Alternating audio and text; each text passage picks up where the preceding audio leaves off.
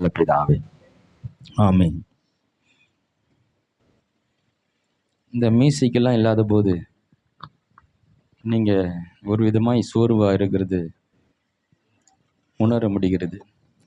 நான் ஆண்டவர் அப்படி டக்குன்னு ஆண்டவர் இயேசு எப்படி ஊழியம் செஞ்சுருப்பான்னு ஒரு ஞாபகப்படுத்துகிறேன். அங்கே பேண்டு கூட இல்லை, ஏன் ஆராதனை கூட இல்லை. ஆராதனை கூட வெறும் வார்த்தையை பேசி கொண்டிருந்தார். ஹல்லேலூயா. அவர் ஊழியம் பிள்ளை வார்த்தையை பிரசங்க ஊழியமாக இருக்குது. அதே உட்காந்து ஒரு நாளாக 2 நாளாக 3 நாளாக உட்காந்து கேட்கக்கூடியவர்களாக இருந்தாங்க. இப்போ அவரோட ஊழியத்தில் மியூசிக்கே இல்லை, ஆராதனை இல்லை, வெறும் வார்த்தையே பேசி கொண்டு இருக்கிறார். ஹல்லேலூயா. அவர் பேசிகிட்டே இருக்கிறார். அதான் அவரோட ஊழியம், பிரதான ஊழியம்.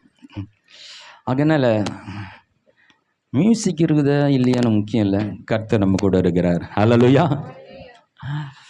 அப்படி வார்த்தை அதை காட்டில் நமக்கு மிக முக்கியமான ஜீவனுள்ள வார்த்தைகளாக இருக்கிறது. நித்திய ஜீவ வசனங்கள் உம்மிடத்தில் உண்டே, அதை தான் நம்ம கேட்க வந்திருக்கிறோம். ஹல்லேலூயா. என்னோட இணைந்து கொள்ளுங்க. விசுவாசம் அது தனியாக செயல்படக்கூடியதாக இருக்கிறது. விசுவாசத்தை தேவன் நம்மிடத்தில் எதிர்பார்க்கிறாரு.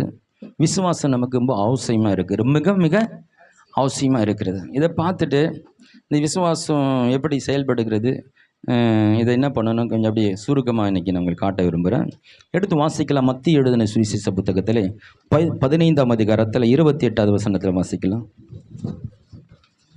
இயேசு அவளுக்கு பிரதியுத்தரமாக, ஸ்திரீயே, உன் விசுவாசம் பெரியது, நீ விரும்புகிறபடி உனக்கு ஆக கடவுது என்றார். இங்கே நான் உங்களுக்கு வலியுறுத்த விரும்புகிற ஒரு வார்த்தை, உன் விசுவாசம். உன் விசுவாசம், உன் விசுவாசம் பெரியது. இப்போது அது ரொம்ப கவனிக்கப்பட வேண்டிய ஒரு வார்த்தை. கவனிக்கப்பட வேண்டிய உன் விசுவாசம் பெரியது.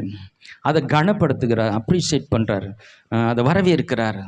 அதை உன் விசுவாசம் பெருசுமான்னு சொல்கிறாரு. அப்போது உனக்கு கிடைத்திருக்கிற இந்த சுகத்துக்கு எனக்குள்ளே வல்லமை இருந்தாலும் கூட அதுக்கு நீ தான் காரணம், நீ தான் காரணம். எனக்குள்ள அநேக வல்லமைகள் இருந்தாலும் கூட நீ இப்போ பெற்றிருக்கிற சுகத்துக்கு உன்னுடைய விசுவாசத்தான் காரணம் என்பதை இங்கே வலியுறுத்துகிறத நம்மால் பார்க்க முடிகிறது. அப்போது நம்முடைய விசுவாசம் ரொம்ப முக்கியமான ஒரு கிறிஸ்து ஜீவியத்தில் நமக்கு அவசியமாக இருக்கிறது. நமக்கு ஒரு பேர் இருக்கிறது, விசுவாசிகள் என்று, இல்லையா? நமக்கு பேர் விசுவாசிகள். அப்போ நம்ம அவிசுவாச உலகத்திலிருந்து கர்த்தரை நாம் நம்பி ஏற்றுக்கொண்டு வரும்போது நம்ம விசுவாசிகளாகி மாறுகிறோம். கடவுளால் எல்லாம் முடியும் என்று ஒரு விசுவாசத்தில் கடந்து வருகிறோம். இந்த விசுவாசத்தை தேவன் எதிர்பார்க்கிறார், அதை கனப்படுத்துகிறார். அந்த விசுவாசத்துக்கு ஏற்ற காரியங்களை உன் விசுவாசத்தின்படியே உனக்கு ஆக்க கடவுது என்று இங்கே சொல்ல நம்மளால் முடிகிறது. இங்கே நல்லா கவனிக்கணும். கிறிஸ்துவ உலகத்தில் மற்றவருடைய விசுவாசத்தில் நமக்கு சில நன்மைகள் நடக்கலாம். பாஸ்டர் ஜெபம் பண்ணி நமக்கு ஒரு சுகம் கிடைக்கலாம், பிசாசு ஓடலாம், சில நன்மைகள் நமக்கு உண்டாகலாம். ஐயா ஜெபம் பண்ணி எனக்கு இந்த வேலை கிடைச்சதுன்னு சொல்லலாம், அதெல்லாம் நல்ல விஷயத்தான். அப்போது மற்றவங்களை விசுவாசத்தில் சில நன்மைகள் நடக்கிறது. ஆனால் தொடர்ந்து அவங்க விசுவாசத்தில் நம்ம வாழ முடியாது. நல்லா கவனிச்சுக்கிங்க. அது நம்முடைய ஆரம்ப கால வாழ்க்கையில் மற்றவங்களை விசுவாசத்தில் நமக்கு சில நன்மை நடக்க வேண்டியதாக இருக்குது.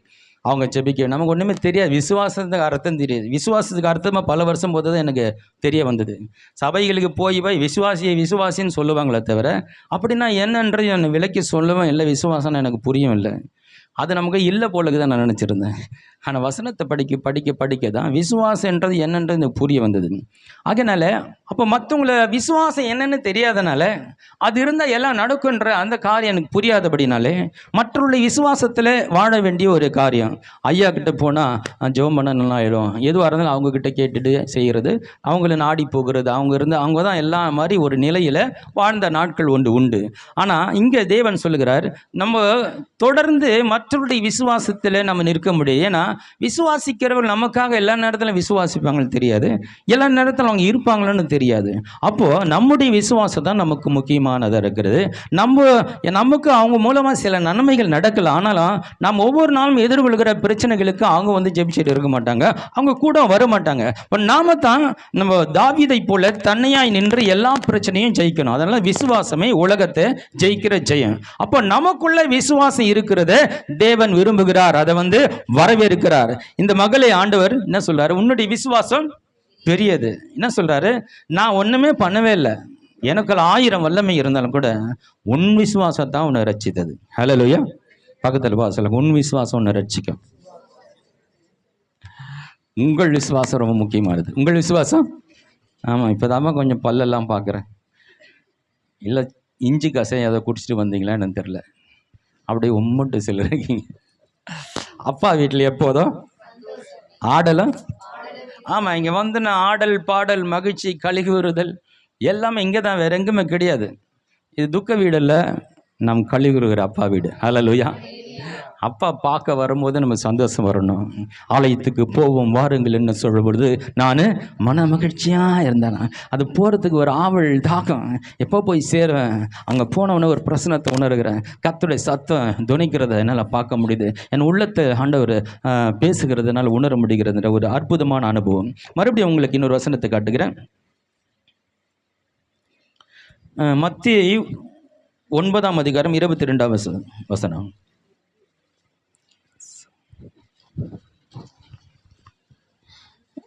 இயேசு திரும்பி அவளை பார்த்து, மகளே திடன்கொள், உன் விசுவாசம் உன்னை ரட்சித்தது என்றார். அந்நேரமே முதல் அந்த ஸ்திரீ சொஸ்தமானாள்.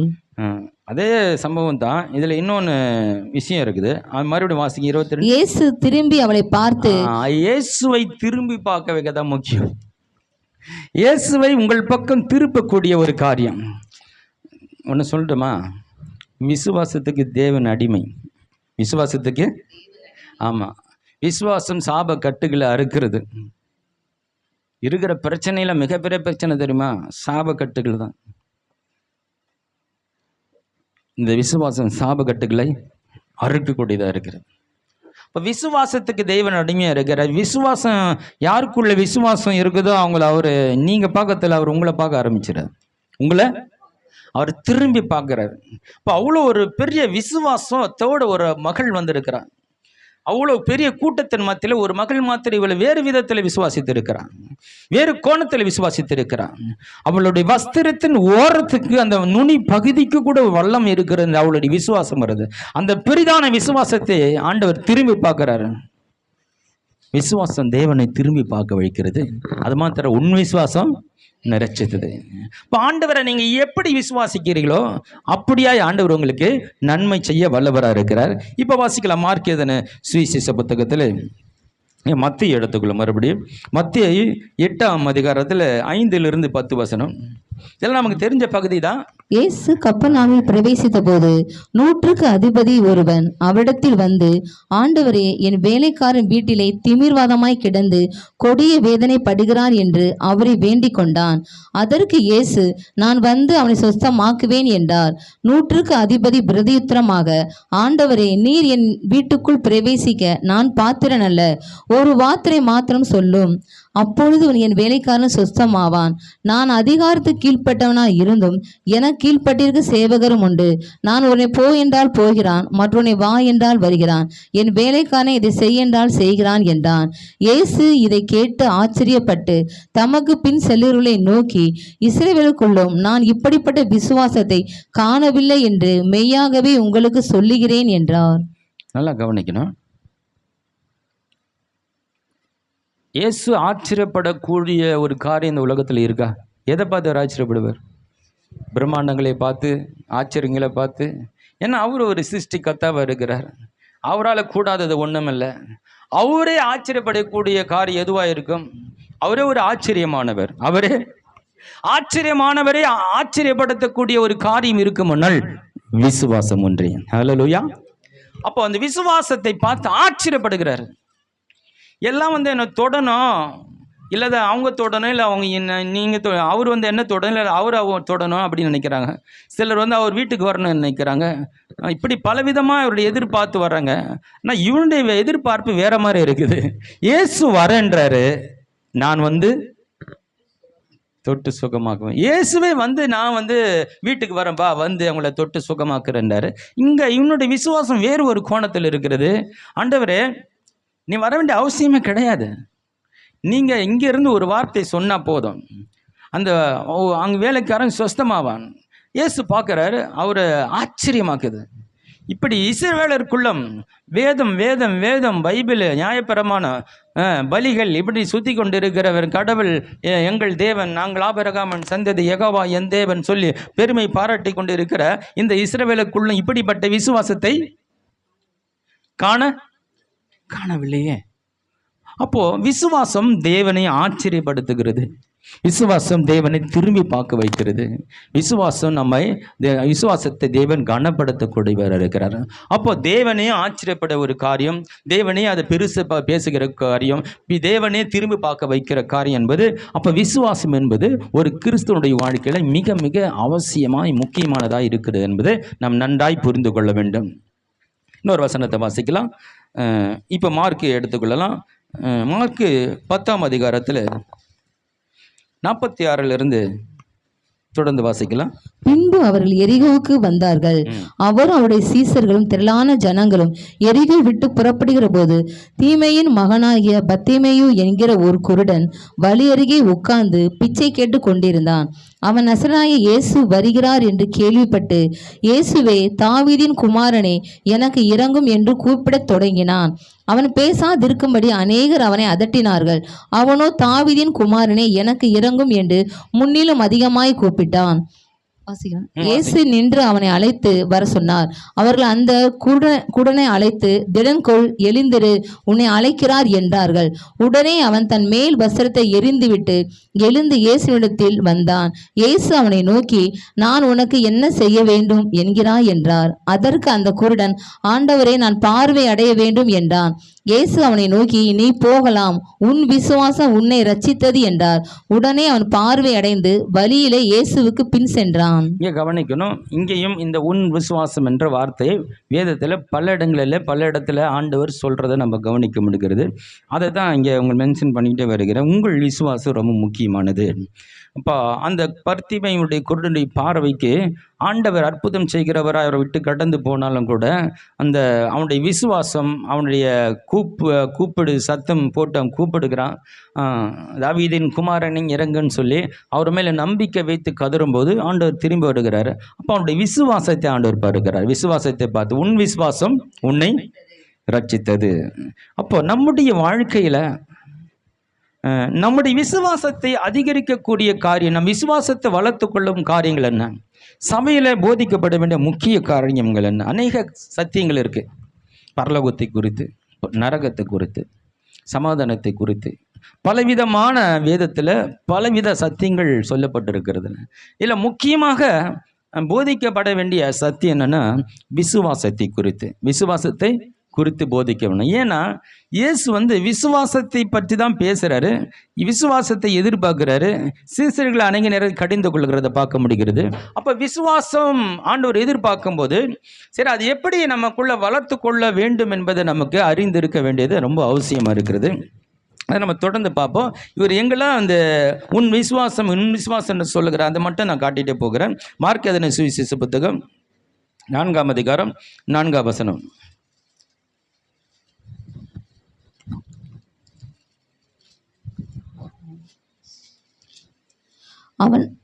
அவன் விதைக்கையில் சில விதை வலியருகே விழுந்தது. மார்க் 4:40. அவர் அவனை நோக்கி, ஏன் இப்படி பயப்பட்டீர்கள்? ஏன் உங்களுக்கு விசுவாசம் இல்லாமல் போயிற்று என்றார். இங்கே சீசர்களை பார்த்து ஏன் விசுவாசம் இல்லாமல் போச்சு, ஏன் பயப்பட்டீங்க? இங்கே ஆண்டவர் அவர்களை ஒரு விசுவாசம் எங்கே போச்சுன்னு கேட்கக்கூடிய நிலையில் நாம் இங்கே கவனிக்க முடிகிறது.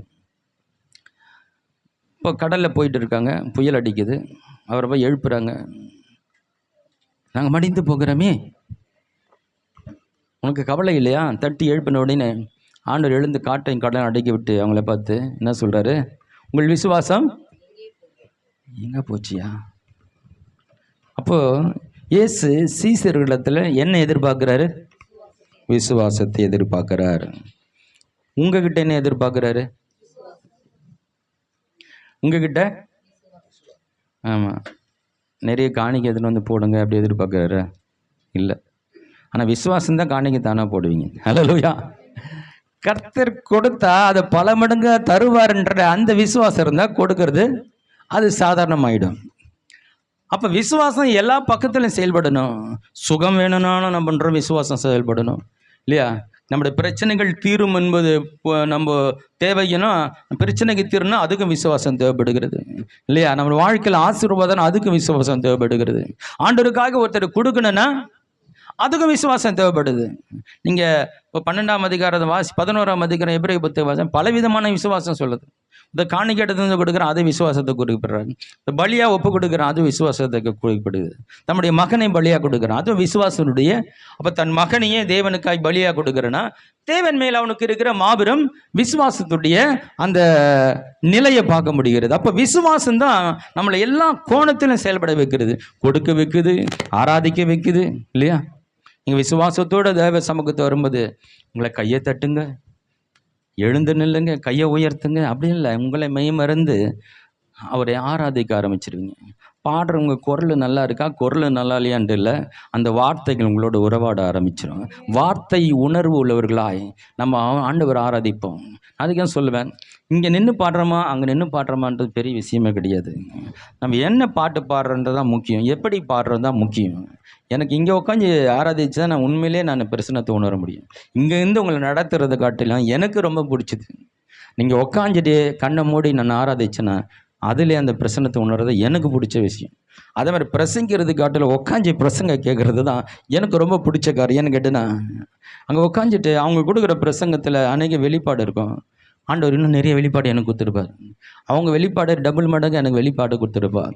அவங்க பிரசங்கத்தை இன்னும் பல விதத்தில் பிரசங்கிக்கத்தக்க வெளிப்பாடு எனக்கு தருவார். அப்போது அவங்க பிரசங்கிக்கிறவங்க அவங்க கொஞ்சம் தான் பிரசங்கம் பண்ண முடியும், ஆனால் உட்காந்து இருக்கிறவங்களை அதிலேருந்து நிறைய வெளிப்பாடுகளை பெற்றுக்கொள்ள முடியும். ஹல்லேலூயா. இந்த அனுபவம் இருக்கா? நீங்கள் தாகமாக அவர் வார்த்தைக்கு உட்காந்து கேட்டிங்கன்னா, நீங்கள் பிரசங்க ஒரு பக்கம் கேட்டிங்கன்னா இருப்பீங்க, இன்னொரு பக்கம் ஆண்டவர் விதமான வெளிப்பாடுகளை கொடுத்துட்டு உன்னை வேறு லெவலுக்கு பிரசங்கத்திலே கொண்டு போவார். ஹல்லேலூயா. அநேக நேரங்கள் நம்ம கேள்வி ஒன்று இருக்கும் பாரு, ரொம்ப நாளாக இது என்ன, ஏன் நடக்கலை, ஏன் கிடைக்கல, இது ஏன் அப்படி நடக்குது, இன்னும் பலவிதமான அந்த கேள்விகளெல்லாம் சில பிரசங்கத்தில் பதிலாக கொடுத்துடுவார், நமக்கு அங்கே புரிய வந்துடும். ஹல்லேலூயா. அப்போ தெய்வ சமூகத்தில் வந்து நம்ம அவருடைய விசுவாசத்தில் வளருவதற்கான அவருடைய வார்த்தையிலிருந்து கற்றுக்கொள்ள வருகிறோம். அடுத்த வசனம் வாசிக்கலாம். லூக்கா 22ஆம் அதிகாரத்தில் 32ஆம் வசனத்தை வாசிக்கலாம். நானும் உன் விசுவாசம் ஒளிந்து போகாதபடிக்கு உனக்காக வேண்டிக் கொண்டேன். நீ அதுக்கு முன்னாடி வசனம்ல வாசிங்க. பின்னும் கர்த்தர், சீமோனே சீமோனே, இதோ கோதுமை சுளையினால் புடைக்கிறது போல சாத்தான் உங்களை புடைக்கிறது உத்தரவு கேட்டுக்கொண்டான். நானும் உன் விசுவாசம் ஒளிந்து போகாதபடிக்கு உனக்காக வேண்டிக் கொண்டேன். நீ குணப்பட்ட பின்பு உன் சகோதரி சிறப்படுத்து என்றார். நல்லா கவனிக்கும். இயேசு கூட இருக்கிற பிரதான சீசன் ஆகிய பேதுரு இடத்துல சொல்றாரு, பிசாசு வந்து உன் வாழ்க்கையில் உன்னை படாத பாடுபடுத்துவான். இவர் தான் சொல்லுகிறாரு, உன் பிசாசினாலும் வாழ்க்கையில் பிரச்சனை வரும். ஆனால் அவர் எதுக்கு ஜெபம் பண்ணுறாரா? கவனிக்கப்பட வேண்டிய வார்த்தை. அவர் என்ன பண்ணுறாரா? ஜெபம் என்ன பண்ணுறாரா? ஏசு ஜெபம் பண்ணுகிறார். ஏசு அப்படி தானே இருக்குது வசனம். மறுபடியும் வாசிங்க, தப்பாக சொல்கிறேன்னா. பின்ன கர்த்தர், சீமோனே சீமோனே, இதோ கோதுமை சுளையினால் புடைக்கிறது போல சாத்தான் உங்களை புடைக்கிறதுக்கு உத்தரவு கேட்டுக்கொண்டான். நானும் உன் விசுவாசம் ஒளிந்து போகாதபடிக்கு உனக்காக வேண்டிக் கொண்டேன். உனக்காக அதான் வேண்டிக் கொண்டேன், ஜெபம் பண்ணினேன், உனக்காக வேண்டிக் கொண்டேன்.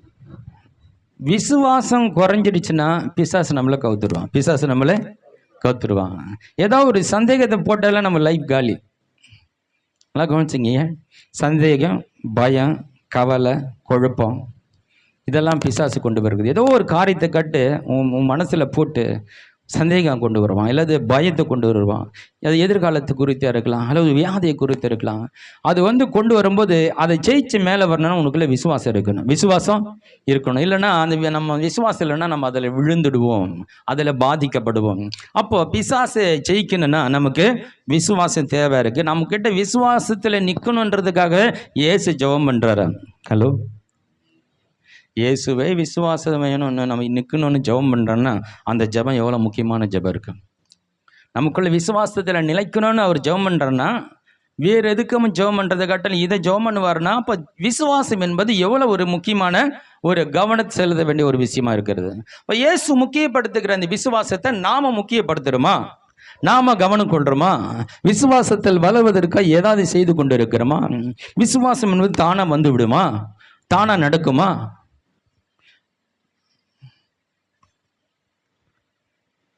சீசர்கள் வந்து கேட்குறாங்க, ஆண்டவரே எங்களுடைய விசுவாசம் அதிகரிப்பதற்கு நாங்கள் என்ன செய்யணும்? இப்போ நம்ம கேட்குறோங்களா அந்த கேள்வி, சரியா? எல்லாம் கரெக்டு, விசுவாசம் வளர்றதுக்கு நாங்கள் என்ன பண்ணணும் அப்படி சீசர்களை கேட்குறாங்க இந்த கேள்வி. விசுவாசம் தான் எல்லாம் பண்ணலாம்னு சொல்கிறீங்க, விசுவாசம் வேணுன்றீங்க, எங்களை திட்டுறீங்க, விசுவாசம் எங்கே போச்சுன்னு கேட்குறீங்க, எல்லாம் கரெக்டு, இந்த விசுவாசம் எப்படி வரன்ற எங்களுக்கு புரியலையே, இதுக்கு நாங்கள் என்ன பண்ணணும்? அவர் சொல்ல, உனக்கு கடுகு அளவு உனக்கு விசுவாசம் உண்டாயிருந்தால் இந்த மலையை பார்த்து பெயர்ந்து கடலிலே தள்ளு உண்டு போ என்று சொன்னால் நீ சொல்லுகிறபடி ஆகும். அவர் கற்றுக்கொள்கிற அதோட ரகசியம் என்னன்னா, விசுவாசம் எவ்வளவு அளவு இருக்குன்றதை பற்றி கணக்கு போட்டுன்னு இருக்காது. அந்த அளவு சின்னதாக கூட இருக்கலாம். ஆனால் நீ என்ன பண்ணணும்? பெரிதான காரியங்களை பேசணும். பெரிய மலையை பார்த்து நின்று பேசணும். எனக்கு விசுவாசம் இல்லையே, நான் சொன்ன அந்த மலை நகருமான்னு பார்க்காத, இந்த மலையை பார்த்து பெயர்ந்து போ என்று சொன்னால், கடலிலே தள்ளு உண்டு போ என்று சொன்னால் நீ சொல்லுகிறபடியே. அப்போது இங்கே என்ன சொல்லுகிறாரு? உங்கள் வார்த்தையை குறித்து நீங்கள் பேசுங்க. அப்போ பேசுறது ரொம்ப முக்கியம். அப்போ கடவுளுடைய வார்த்தையை நம்ம கேட்டு அதிகமாக இருதயத்தில் நிரப்பி நம்ம பேச ஆரம்பிக்கும் பொழுது நம்முடைய விசுவாசத்துடைய அந்த கிரியைகளை நம்மளால் பார்க்க முடிகிறது. ஹலோ, புரியுதா? பேசுறது ரொம்ப முக்கியம். பேசுறது ஆமாம், ரொம்ப முக்கியம். அதனால் நாங்கள் கூடி அடிக்கடி பேசிக்கிறீங்க. என்ன பேசுவீங்க? கறி கோமி எனக்கு சரியாக வரமாட்டேங்குது, நீங்கள் எப்படி பண்ணுறீங்க? இன்னைக்கு பிரியாணி சரியா? அதை பேசிக்கிறது இல்லை. யாரை பற்றி, மற்றவரை பற்றி, மற்ற காரியங்களை பற்றி பேசுறது இல்லை.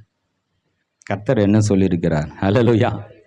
விசுவாசம் வளருவதற்காக ஒருவரை கூடி பேசிக்கிறது, நாமும் ஆண்டவரை குறித்து பேசுவது. சரி, இப்போ நான் உங்களுக்கு ஒரு வசனத்தை காட்ட. ஆதியாகமம் புத்தகத்தில்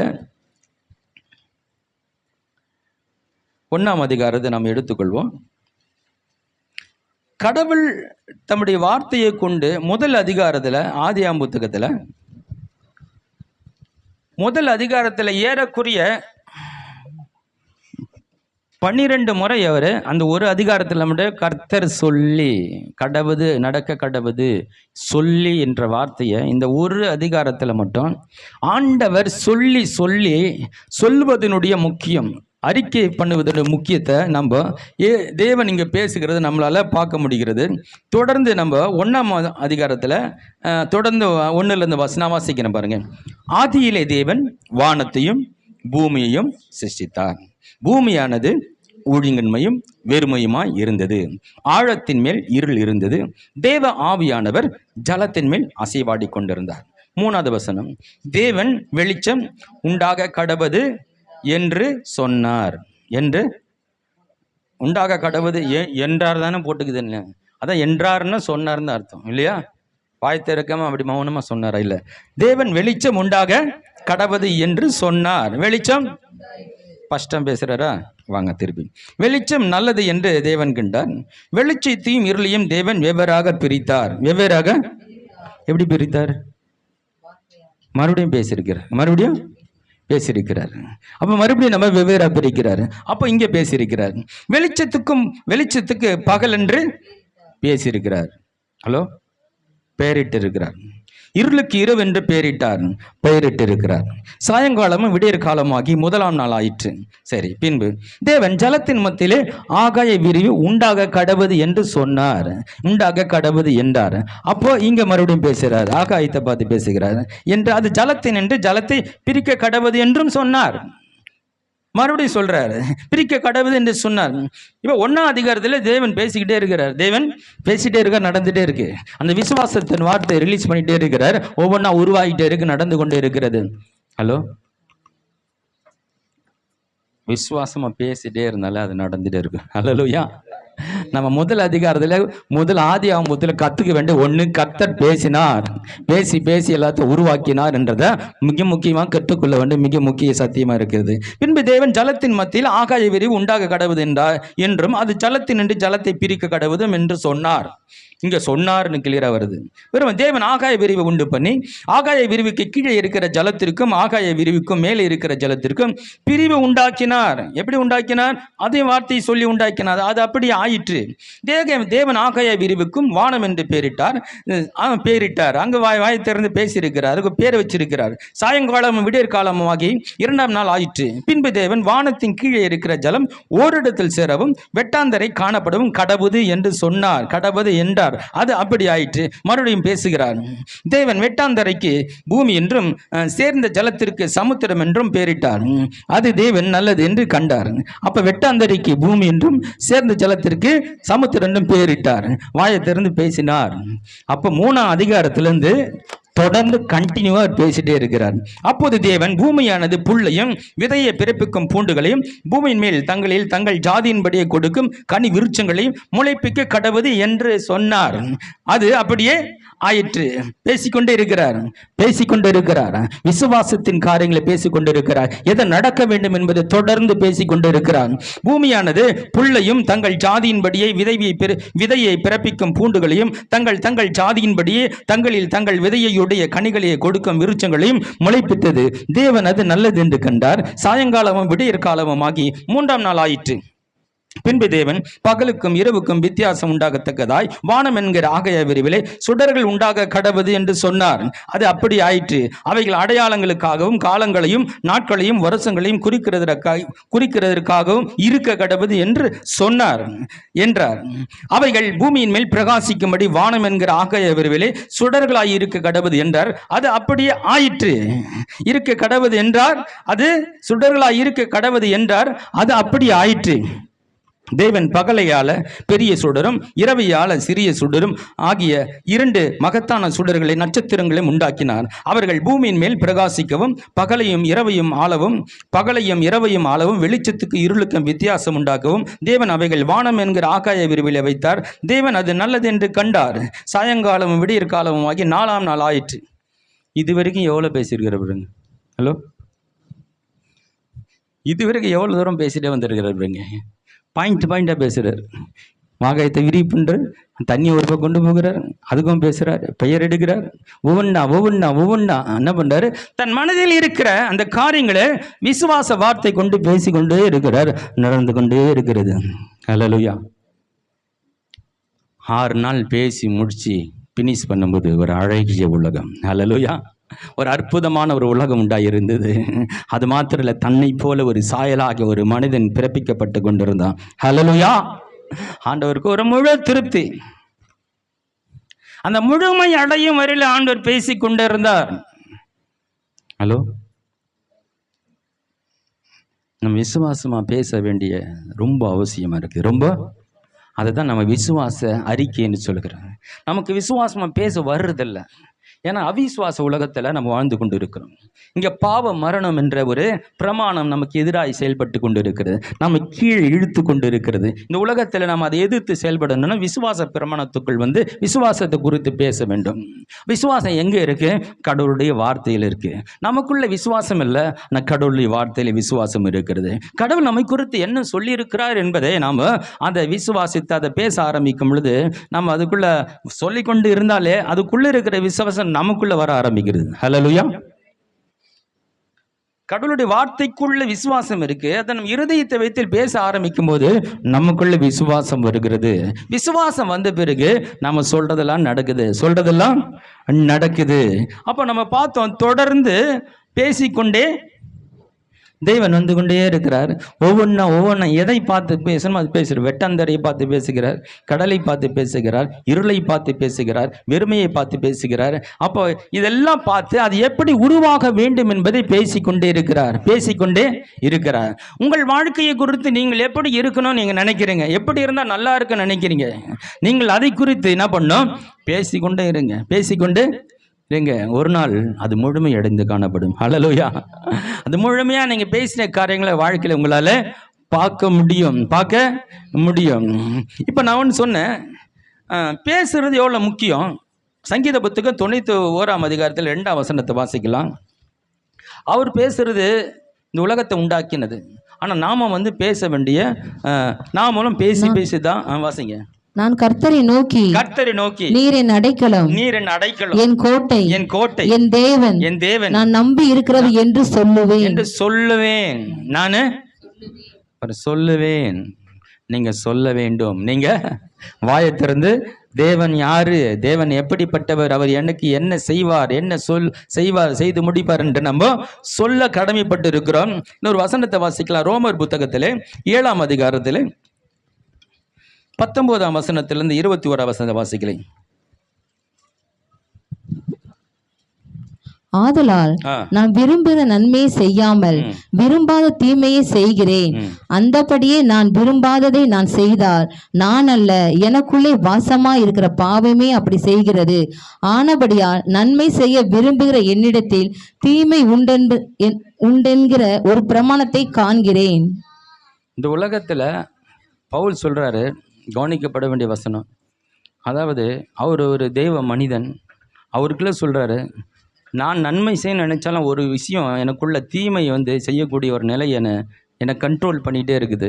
அப்போது என்ன பாவம், ஒரு பக்கம் பாவம் செய்யக்கூடிய சூழ்நிலையிலே என்னை அந்த நடித்து கொண்டு இருக்கு, ஒரு பக்கம் நான் நன்மை செய்யணும்னு நினைக்கிறேன்.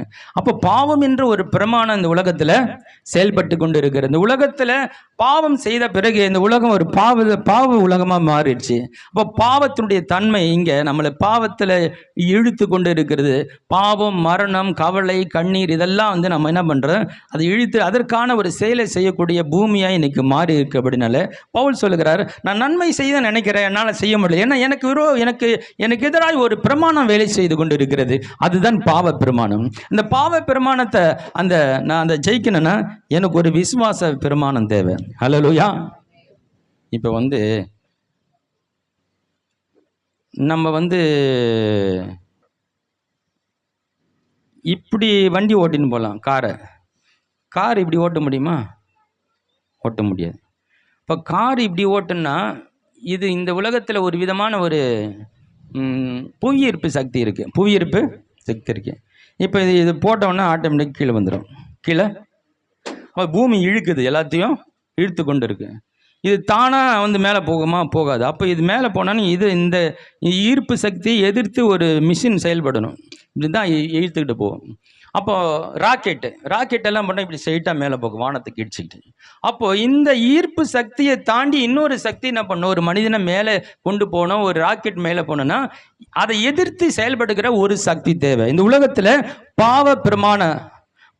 பாவத்தின் தன்மையுடைய பாவ மரணம் என்ற ஒரு பிரமாணம் இந்த பூமியில செயல்பட்டு கொண்டு இருக்கிறது. இது இந்த உலகத்தில் எல்லாரும் அடிமையா இருக்கிறாங்க. இப்போ நம்ம கிறிஸ்துக்குள்ள வந்துட்டோம், நமக்குள்ள அந்த காரியங்கள் வேலை செஞ்சுட்டு இருக்கு. ஆனால் நம்ம அதை எதிர்த்து ஜெயிக்கணும்னா நமக்குள்ள ஒரு விசுவாச பிரமாணம் செயல்படணும். விசுவாச பிரமாணம் செயல்படணும். இப்போ உலகத்தில் என்ன சொல்றாங்க, எப்போ பார்த்தாலும் கவலை, கண்ணீர் இதை குறித்து பேசிட்டு இருக்காங்க.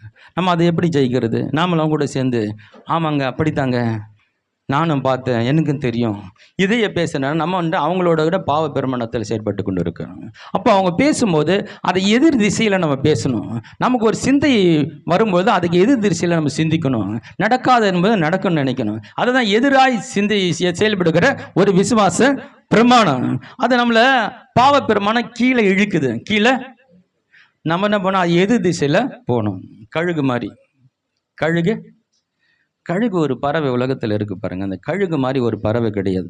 ஏன்னா எல்லாமே காற்றடிக்கும் போது காற்றடிக்கும் திசையில் போய் ஒரு இடத்துல உக்காஞ்சிரும். மழையை காற்றடிச்சா ஏதாவது ஒரு இடத்துல அடைக்கலம் போய் அடைஞ்சு உக்காஞ்சிருக்கும் பத்திரமா. இந்த கழுகு மாத்திரம்தான் அந்த காற்றடிக்கும் எதிர் திசையில் பறக்குமா. எதிர் திசையில். ஆமாம். அப்போது அந்த காற்று வேகமாக அடிக்கிற அந்த புயல் காற்று எதிர்த்து பறக்கக்கூடிய அதுக்கு ஒரு தைரியம் இருக்குது, அது ஒரு விசுவாசம் இருக்குது. அதுபோல தான் கிறிஸ்தவனுடைய வாழ்க்கை.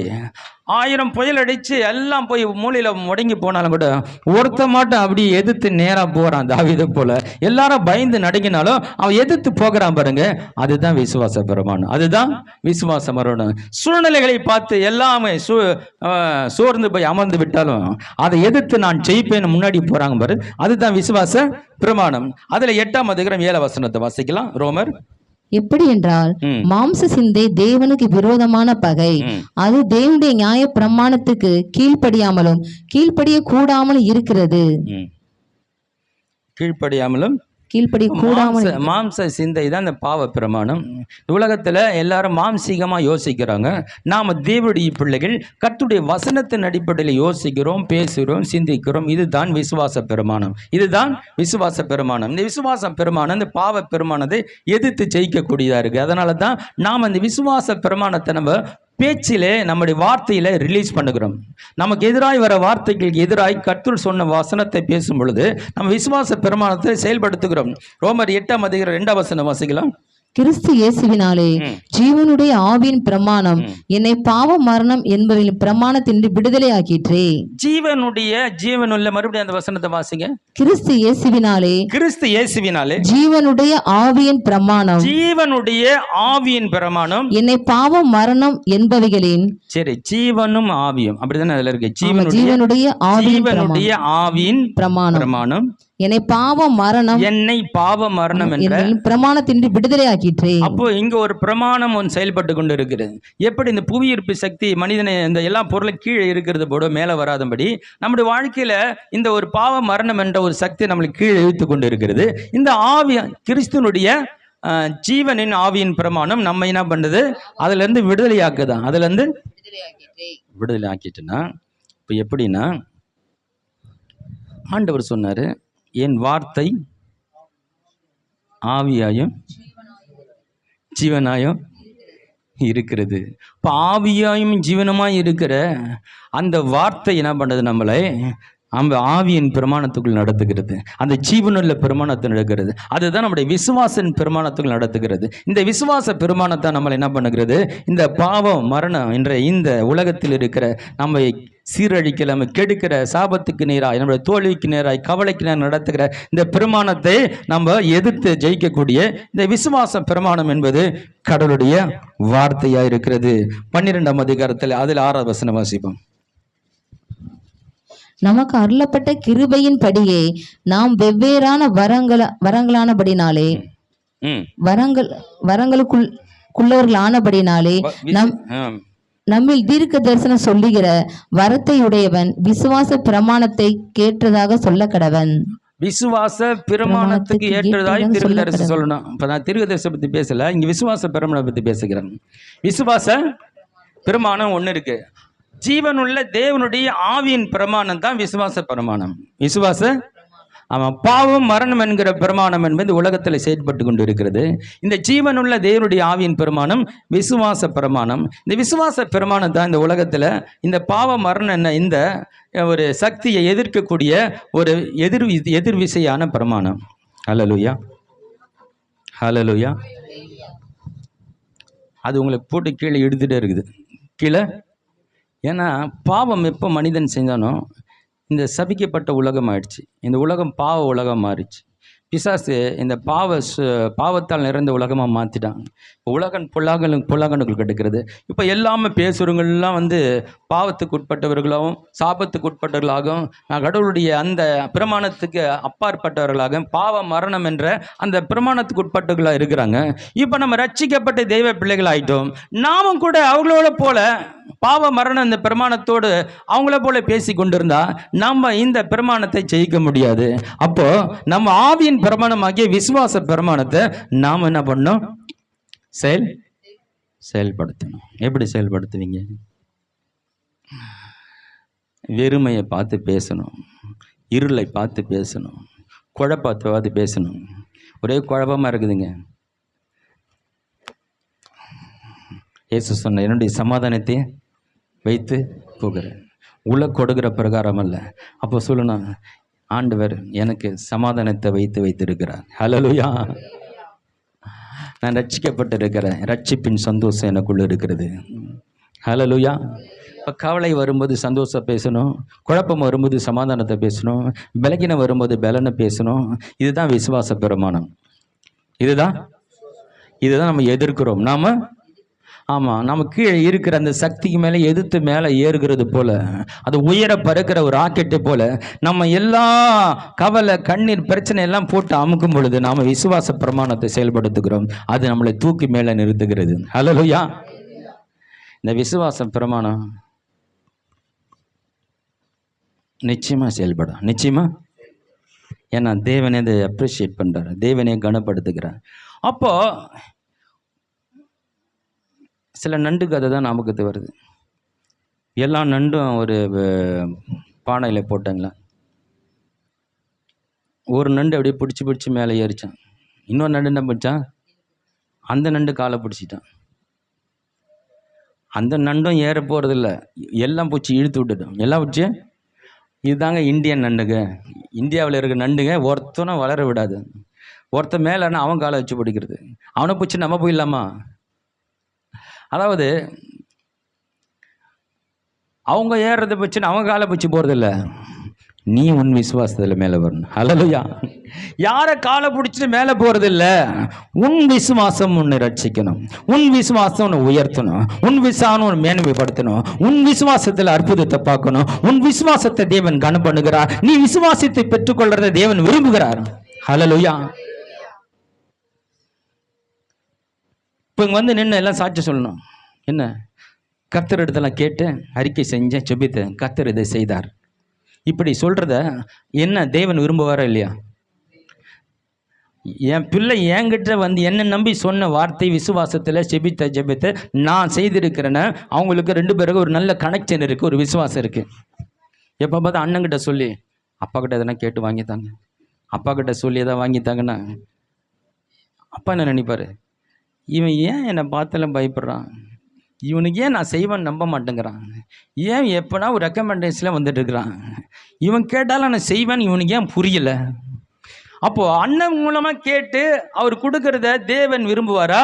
அவன் உரிமையோட அப்பா நீ எனக்கு வேணும்ப்பா, அது இங்கே செய்யுங்கப்பா, நீ அப்பாப்பா உம்மால் முடியும்ப்பா, உம்மால் ஆகாத காரியம் ஒன்றையும் இல்லைப்பான்னு சொல்லி அவரிடத்த விசுவாசமாக பேசும்போது தேவன் தருவாரா தரமாட்டாரா? அது அவருக்கு பிடிக்குமா? வேறு எது பிடிக்கும்? அதை சொல்ல உன் விசுவாசம் நினைச்சது. யாரும் ரெக்கமெண்டேஷன் பண்ணாம, எந்த சீசர்கிட்ட கேட்காம, நீயா ஓடி வந்து நீயா ஒரு விஷயத்தை நம்பி அவள் வஸ்திரத்தின் ஓரத்தையாக தொட்டா சொஸ்தமாவென்று சொல்லி அவருக்கு பின்னாக அவர் வந்து வஸ்திரத்தின் ஓரத்தை தொட்டபோது ஆண்டவர் திரும்பி பார்த்தாராம். ஹல்லேலூயா. அந்த விசுவாசத்தை கனப்படுத்துகிறார் ஆண்டவர். உங்கள் விசுவாசத்தை தேவன் கனப்படுத்துகிறார். ஹல்லேலூயா. நான் தேவன் என்ன விசுவாசிக்கிறேன், என் ஜெபத்தை ஆண்டவர் கேட்பார், என் தேவைகளை சந்திக்க வல்லவராக இருக்கிறார், எனக்கு ஒரு அற்புதம் செய்ய அவரால் முடியும், அவரால் ஆகாத காரியம் ஒன்றுமில்லை. சூழ்நிலைகள் எப்படி இருந்தாலும் அவன் ஜெபத்தை கேட்டு செய்ய வல்லவராக இருக்கிறார். ஹல்லேலூயா. என்னுடைய விசுவாசத்தை என் தேவன் கனம் பண்ணுகிறார். விசுவாசிக்கிறோன்னு எல்லாம் கூடன்னு சொல்லிட்டார் இயேசு. ஹல்லேலூயா. இப்போ நம்முடைய விசுவாசத்தை அதிகரிக்கக்கூடிய காரியம் என்ன? விசுவாசம் எங்க இருக்கு? பெரிய விசுவாசம் யாருக்குள்ள இருக்கு? தேவனுக்குள்ள இருக்கிறது. உலகத்தில் மிகப்பெரிய விசுவாசி அவர் தான். ஹல்லேலூயா. அவர் சொல்ல ஆகும், அவர் கட்டளையிட நிற்கும். அப்ப மிகப்பெரிய விசுவாசி நம்முடைய தேவனா இருக்கிறார். அவர் வாயிலிருந்து வந்த ஒவ்வொரு வார்த்தையும் ஃபுல் விசுவாசம் நிறைந்ததா இருக்கிறது. ஹல்லேலூயா. அதை நம்பி அதை நம்ம அறிக்கிட்டு அதை நம்ம சொல்ல ஆரம்பிக்கும் போது அந்த தேவன் சொன்ன அதே ஆசீர்வாதம் நம்ம வாழ்க்கையில நிறைவேறக்கூடியதாக இருக்கிறது. அப்போ அறிக்கை என்பது என்ன நம்முடைய விசுவாசத்தை தட்டி எழுப்பக்கூடியதாக இருக்கிறது. நம்முடைய தனிப்பட்ட விசுவாசம், நம்முடைய சோலாவா தனியே நின்று ஜெயிக்கக்கூடிய ஒரு மாபெரும் விசுவாசத்தை உண்டாக்கக்கூடிய சக்தி கர்த்தருடைய வார்த்தையில் இருக்கிறது.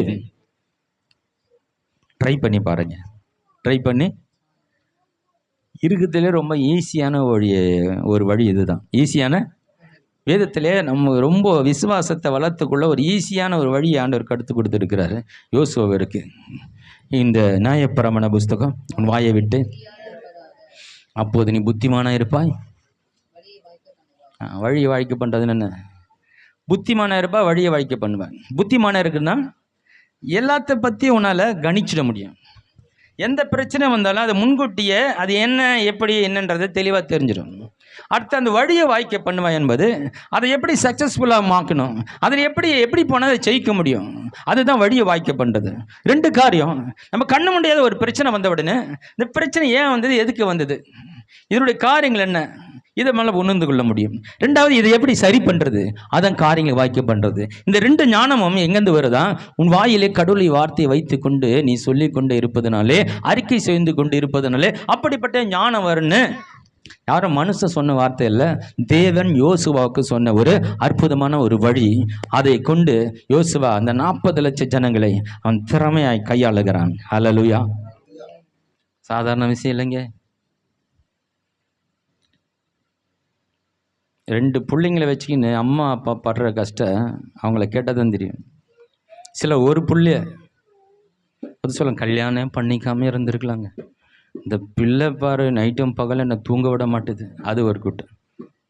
பிள்ளை இல்லாதவங்களுக்கு பிள்ளை இல்லைன்ற பிரச்சனை, பிள்ளை இருக்கிறவங்களுக்கு பிள்ளை இருக்குதே பிரச்சனை, கல்யாணம் ஆகாதவங்களுக்கு கல்யாணம் ஆகாத பிரச்சனை. எப்படா கல்யாணம் ஆகணும், கல்யாணம் ஆகினதுக்கு கல்யாணம் ஏண்டா ஆச்சு, கல்யாணம் பார்த்து அது இவ்வளோ பிரச்சனையாக இருக்குது. அதுபோல் 2 பிள்ளைய கண்ட்ரோல் பண்ண முடியல, அவங்கள வச்சு கண்ட்ரோல் பண்ண முடியல. 40 லட்சம் ஜனங்க, எவ்வளோ ஞானம் தேவைப்படும், அவங்க சொல்கிறதெல்லாம் தாங்கக்கூடிய எவ்வளோ பொறுமை தேவைப்படும். 10 பேர் சுற்றி பேசணும்னு நம்ம அப்செட் ஆகிடுவோம். நீ சரியில்லைப்பா, நீ இப்படி பண்ணிட்டு, அவன் சொல்லுவான் நீ பண்ணது சரியில்லை. இப்படி 10 பேர் நின்று நம்ம சுற்றி பேசினா நமக்கு என்ன பண்ணுறதுன்னே தெரியாது, ஒரு மைண்டே அப்செட் ஆகிடும். 40 லட்சம் பேர் விரோதமாக எழுந்து மோசைக்கு விரோதமாக பேசினாங்களே, அப்போ மோசைக்கு ஆண்டவர் அந்த பொறுமையும் தாழ்மையும் கொடுத்துருந்தார். ஆனால் யோசுவாருக்கு அது இயற்கையில் இல்லை. ஆனால் ஆண்டவர் ஒரு ரகசியமாக ஒரு விஷயத்தை கற்றுக் கொடுக்குறார். ஹல்லேலூயா. மோசையில் முடியாதது உன்னால் முடிகிறதுக்கு நான் ஒரு ரகசியத்தை சொல்லுதரேன். என் வார்த்தையும் வாயில் வச்சுட்டே இருப்பா, அது சக்ஸஸாக முடியும். சக்ஸஸா? ஆமாம். எங்கே போகிறீங்களா முன்னாடி சொல்லிட்டு போங்க, கர்த்தரன் கூட வருகிறார், இன்று காரியங்களுக்கு வாய்க்க பண்ண போகிறார். ஹல்லேலூயா. நான் கையிட்டு செய்கிறேன், தேவன் ஆசீர்வதிக்கிறார். சொல்லிட்டு போங்களேன். வியாதி என் சரீரத்தில் இருக்க முடியாது. நம்புறீங்களா? ஹலோ. சுகரை துரத்த வேண்டியது உங்கள் வேலை தான். சுகரை ஆமாம், அதுதான் நம்ம பண்ணல. நம்ம ஃப்ரெண்ட் ஆகிடுறோம். நம்ம ஆமாம். நம்ம வீட்டு வாசலில் ஒரு நாய் எட்டி பார்க்குது, அங்கேருந்து எட்டி நாய் என்ன பண்ணும், நாய் சார் வாங்க சார் உட்காருங்க, ஒரு டீ சாப்பிட்டு போங்க, அப்படி மதியானம் லஞ்சு சாப்பிட்ருங்க, அப்படி நைட்டு இங்கே பார்த்துறீங்க. சரி ஏன் போகிறீங்க, நீங்கள் ஏன் ரோட்டெல்லாம் சுற்றுறீங்க, என் வீட்டில் நிரந்தரமாக தங்கிட்டீங்களே. நம்ம 2 பேரும் ஃப்ரெண்ட் ஆகிடுவோம். வீட்டுக்கும் காவல் அறந்த மாதிரி இருக்கும், நானும் சோறுப்பட்ட மாதிரி இருக்கும். நம்ம 2 பேரும் ஃப்ரெண்ட் ஆகிடலாமே அப்படின்னு பேர் ஃப்ரெண்ட் ஆகிடுது. ஃப்ரெண்டு அதுபோல் வியாதியோடு நம்ம என்ன பண்ணுறோம், அப்படி அட்டாச்மெண்ட் ஆகிட்டு அது இருக்கும்பா, அது இருந்துட்டு போகுது ஒரு பக்கம். அது பக்கம் நம்ம பாருங்கள், அது எதிர்க்கணும், அது நமக்கு வேணாம், அது நமக்கு தேவையில்லைன்ற மனநிலை கடந்து வந்துடும். எல்லாருக்கும் இருக்குது நமக்கு இருக்குது அப்படின்ற ஒரு கட்டத்துக்கு நம்ம வந்துடும் பாருங்க. இல்லை, இதை தேவன் எனக்கு அனுமதி கொடுக்கல, இதை நான் சுமக்க தேவையில்லை, என் இயேசு ஏற்கனவே சுமந்து விட்டார் சிலுவையில், இதை சுமக்கிற வேலை எனக்கு இல்லை, அவர் சுமந்து சுகத்தை கொடுத்து விட்டார், வியாதி ஏன் சரீரத்தை விட்டு வெளியே போ.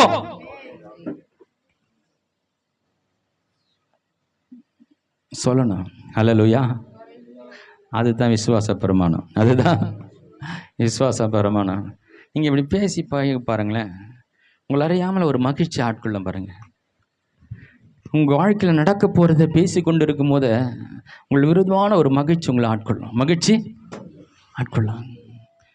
அதே நேரத்தில் பிரச்சனைகளை பேசுங்களேன், என்னதான் பண்ண போகிறேன்னு தெரியல, எதுதான் நடக்க போகுது தெரியல, அந்த டாக்டர் என்ன சொல்வார் தெரியல, டெஸ்ட்டில் இப்படி வந்துடுச்சு, இதை பேசி போகிறோம். சொல்லும் போதே ஒரு விதமான ஒரு சமாதானம் போயிடும், ஒரு கவலை ஆட்கொள்ளும். இப்படியே போனால் என்ன ஆகும், அப்படியே அந்த தாட்டில் யோசிக்க ஆரம்பிப்போம். இப்படியே போனால் நம்ம கதை என்ன ஆகும், அவ்வளோதானா, 400க்கு மேலே போனால் ஆள் காலின்றாங்களே, என்ன பண்ணுறது, அப்படி யோசிப்போம். அதை எதிர்க்கணும். இயேசுவின் நாமத்தில் சுகர் கண்ட்ரோலுக்கு வருவதாக. இயேசுடைய தழும்புகளால் நான் சுகமாக இருக்கிறேன். நீங்கள் சுகத்தை அறிக்கையிடுங்க, வியாதி அறிக்கை பண்ணாதுங்க. இயேசுவின் தழும்புகளால் நான் சுகமாக்கப்பட்டு இருக்கிறேன். போகும்போது வரும்போது சொல்லுங்க, இயேசுவின் தழும்புகள் எனக்காக சுகத்தை கூறிக்கொண்டு இருக்கிறது, நானும் சொல்லிக் கொண்டு இருக்கிறேன். அந்த காயத்தை ஆண்டவர் இன்னும் மாற்றவே இல்லை. ஹலோ. உயிர் தெரிந்ததெல்லாம் நல்லா ஆகிட்டு அப்படியே போய் அங்கே உட்காந்துடல. அந்த காயம் என்ன இருக்கான் பரலோகத்தில், இந்த காயம் ஒன்று சொல்லிட்டு இருக்குதான், இந்த காயம் உன்னுடைய வியாதிக்காக. இதை பார்க்கும் போதெல்லாம் நீ சுகமாக்கப்பட்டாய். இந்த காயம் சொல்லிக் கொண்டு இருக்கு, நீ சுகமாக்கப்பட்டாய், நீ சுகமாக்கப்பட்டாய் என்று. ஆனால் நாம சொல்ல மாட்டோம், நான் சுகமாக்கப்பட்டேன், நான் சுகமாய் இருக்கிறேன், ஆரோக்கியமா இருக்கிறேன், இயேசு கல்வாரி சிலுவையில் எனக்காய் மரித்து அவருடைய தழும்புகளினாலே நான் சுகமாக்கப்பட்டிருக்கிறேன்னு நம்ம சொல்லல. நம்ம வியாதியை எதிர்த்து நம்ம போராடல, நம்ம அதற்காக எதிர்த்து விசுவாச பிரமாணத்தை செயல்படுத்தல. ஹல்லேலூயா, ஹல்லேலூயா. விசுவாச பிரமாணத்தை செயல்படுத்துவோம். ஹல்லேலூயா. தேவன் 1ஆம் அதிகாரத்தில் உங்கள் வாசித்த தொடர்ந்து பேசி கொண்டு இருக்கிறார். இருளை பார்த்து பேசுகிறார், ஒழுங்கின்மையை பார்த்து பேசுகிறார், அந்த ஆண்டவர் குறைவை பார்த்து பேசுகிறார். இந்த பூமி எப்படிலாம் உருவாக்க வேண்டும் என்ற ஒரு மனிதனை கற்பனை பண்ணி வைத்து கொண்டிருந்தாலும் அதுக்கு ஆப்போசிட்ல இருக்க உலகம். அப்படிதானே? தேவன் மனதில் இருந்த மாதிரியே அந்த உலகம் இருந்தது. அது வெறுமையாக இருந்தது, இருள் நிறைந்ததா இருந்தது, ஒழுங்கின்மையா இருந்தது. இப்படிப்பட்ட காரியத்தை தான் என்ன பண்ற ஆண்டவர் தன் மனதில் எப்படி அதை பூமியை ஒரு மனித அவர் காட்சியை வைத்திருந்தார், பார்த்து இருந்தார், சிந்தித்து வைத்திருந்தார், யோசித்து இருந்தார். அதை நினைத்து அவர் பேசிக்கொண்டே இருக்கிறார். அது உருவாகி கொண்டே இருக்கிறது, அது நடந்தேறி கொண்டே இருக்கிறது. தான் எதெல்லாம் நினைச்சாரோ, எதெல்லாம் அவர் யோசித்தாரோ, அதெல்லாம் அவர் பேசி பேசி சொல்லி கொண்டே இருக்கிறார். சொல்லி சொல்லி எல்லாம் சொல்லி முடிச்ச பிறகு பார்க்கிறாரு, ஒரு அழகிய ஒரு மனிதன் உருவாகி இருக்கிறார். அல்லேலூயா. அழகிய பூமியின் சூரியனும் சந்திரனும் உயிரினங்களை பார்க்கும்போது மிக அழகா நன்றாய் இருந்தது. ஹல்லேலூயா. நீங்களும் ஒரு நாள் சொல்லுவீங்க, என் வாழ்க்கை நன்றாய் இருக்கிறது. ஹல்லேலூயா. இப்ப நீங்க பேசிக் கொண்டிருக்கிறீங்க, அது உருவாகி கொண்டிருக்கிறது. ஒரு நாள் வரும், என் வாழ்க்கை சிறப்பாய் இருக்கிறது, என் வாழ்க்கை நன்றாய் இருக்கிறது, என் சரீரம் சுகமாய் இருக்கிறது, நான் பலனாய் இருக்கிறேன் என்று சொல்ல நாட்கள் வந்து கொண்டிருக்கிறது. ஹல்லேலூயா. உங்கள் விசுவாசத்தை தேவன் கண்டுபடுகிறார். உன் விசுவாசம் பெரியது, உன் விசுவாசத்தை ஆச்சரிய. இந்த உலகம் உன் விசுவாசத்தை கேலி செய்யலாம், என்ன ஆண்டவர் செய்வார் சொல்லிடுங்க. இந்த உன் விசுவாசத்தை அநேகர் தட்டி கழிக்கலாம், கேவலமாய் பேசலாம். உன் விசுவாசத்தை என் தேவன் கண்டுபடுகிறார். ஹல்லேலூயா. உன் விசுவாசத்தை என் தேவன் கண்டுபடுகிறார். ஹல்லேலூயா.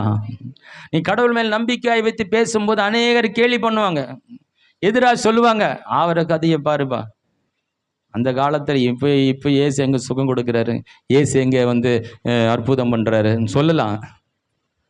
நீங்கள் சொல்லி கொண்டு இருக்கீங்க, சுற்றி உள்ள கண்கள் அதை பார்க்கும். ஹல்லேலூயா. உங்களை கேவலமாய் பார்த்து அதே கண்கள் உங்களை ஆச்சரியத்தோடு பார்க்கும். ஏன்னா உங்கள் விசுவாசத்தை ஆச்சரியத்துடன் பார்க்கிற ஒருவர் இருக்கிறார். உங்கள் விசுவாசத்தை கனம் பண்ணுகிற ஒருத்தர் இருக்கிறார். உன் விசுவாசத்துக்காய் உன்னை திரும்பி பார்க்கிற ஒருவர் இருக்கிறார். உன் விசுவாசம் தேவனை திரும்பி பார்க்க வைக்கட்டும். ஹல்லேலூயா. என் உயிருள்ள மூச்சு வரல என் தேவனை விசுவாசிப்பேன். ஹல்லேலூயா.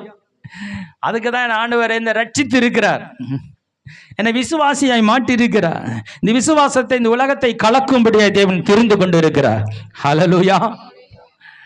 கர்த்தர் நல்லவர். கண்களை மூடுவோம்.